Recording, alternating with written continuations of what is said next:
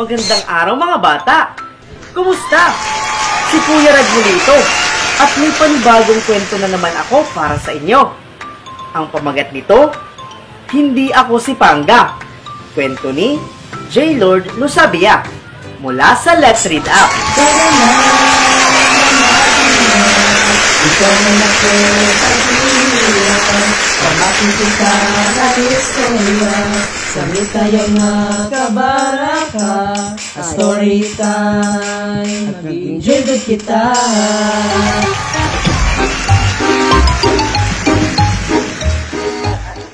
Ako si Martin. Ang pangalan ko ay nagmula kay General Martin Delgado. Ang sabi ni nanay, si Martin Delgado daw ay isang matapang na bayani. Nakipaglaban siya sa mga Kastila. Nakipaglaban din siya sa mga Amerikano. Siya ang nagwagayway ng watawat sa aming bayan, Santa Barbara, Iloilo.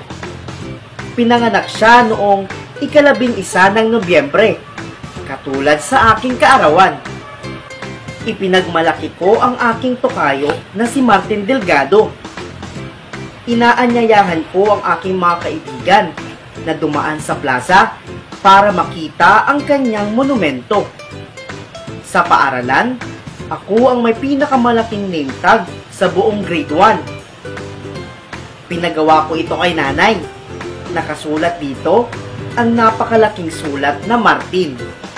Gusto kong malaman ng lahat ang aking pangalan. Subalit nagbago ang lahat nang dumating ang aking lola. Martin, nandito na si lola mo. Tawag ni nanay.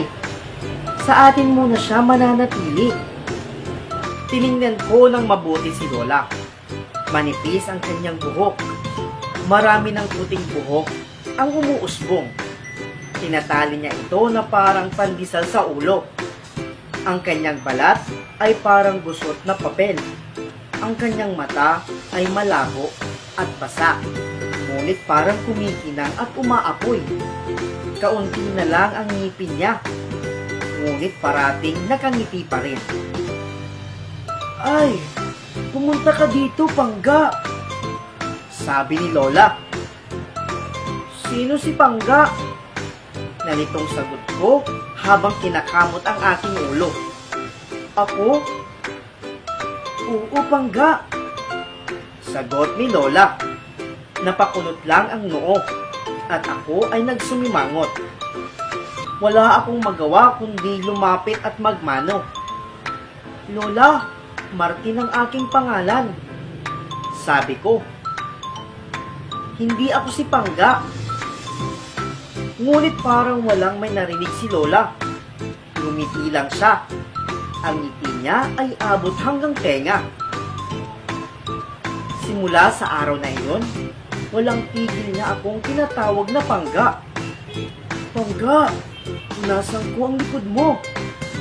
Pangga, ipagtimpla kita ng gatas. Pangga, ipagluto kita ng pansit molo. Lola, Martin ang aking pangalan, sabi ko. Hindi ako si Pangga. Ngunit parang walang may narinig si Lola. Ngumiti lang siya. Ang ngiti niya ay abot hanggang tenga. Isang araw, sinundo ako ng aking mga kaibigan bago pumunta ng paaralan. Pangga, andito na ang mga kaibigan mo, sabi ni Lola. Lumabas siya sa kusina, bit-bit ang aking baunan. Nagkatinginan at ngumiti ang aking mga kaibigan. Narinig nila ang tawag sa akin ng Lola. Malakas at malinaw. Ay, ikaw pala si Pangga, tukso ng isa kong kaibigan. Nasaan na si Martin? Hindi na pala ikaw si General Martin. Dagdag pa ng isa. Ikaw na si General Pangga. Namula ang aking mukha. Kumunot ang aking noo.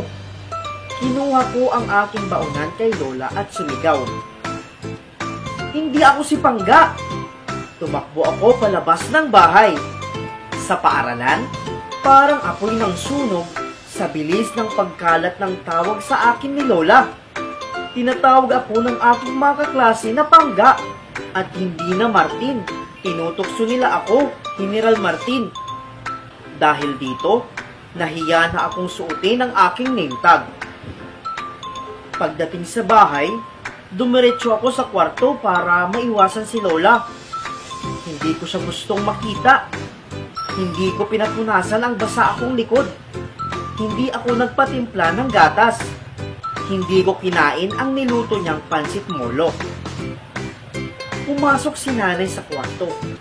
Nagtataka siya sa aking ginawa. Martin, nagtatampo ka ba kay Lola mo? Tanong ni nanay.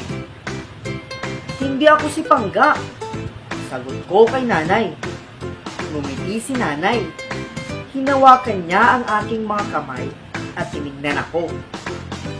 Alam mo ba kung bakit Pangga ang tawag ng lola mo sa'yo? Tanong ni nanay. Umiling ako. Pangga ang tawag niya sa'yo dahil ikaw ang kanyang pinakamahal. Ang ibig sabihin ng Pangga ay mahal. Paliwanag ni nanay. Ikaw ang kanyang pinakamamahal na ako. Inisip ko ang lahat na ginawa ng lola ko sa akin. Parati niyang pinupunasan ang likod ko para hindi matuyo ang mga pawis. Parati niya akong pinagtitimpla ng gatas. Parati niya akong pinagluluto ng paborito kong pansit molo. Marami siyang parating ginagawa para sa akin dahil mahal niya ako. Lumabas ako ng kwarto para puntahan si Lola. Nasa kusina siya.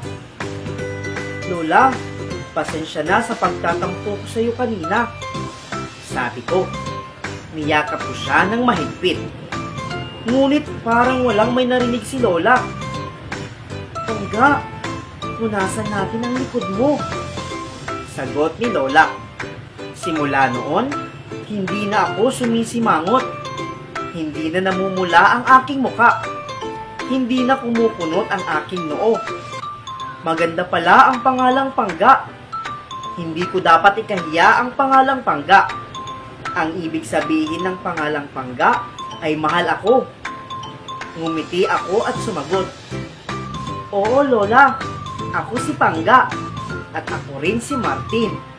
At dyan po nagtatapos ang aking kwento. Hindi ako si Pangga. Mga bata, sa kwentong ito ay pinapakita na sadyang mahal tayo ng ating mga lola. At ang pagtawag nila ng ibang pangalan sa atin ay pagpaparamdam nila ng kanilang pagmamahal. Dapat wag natin itong masamain. At dapat mahalin din natin ang ating mga lola. Maraming salamat sa inyong pakikinig. Magkita-kita muli tayo sa susunod na linggo. Paalam!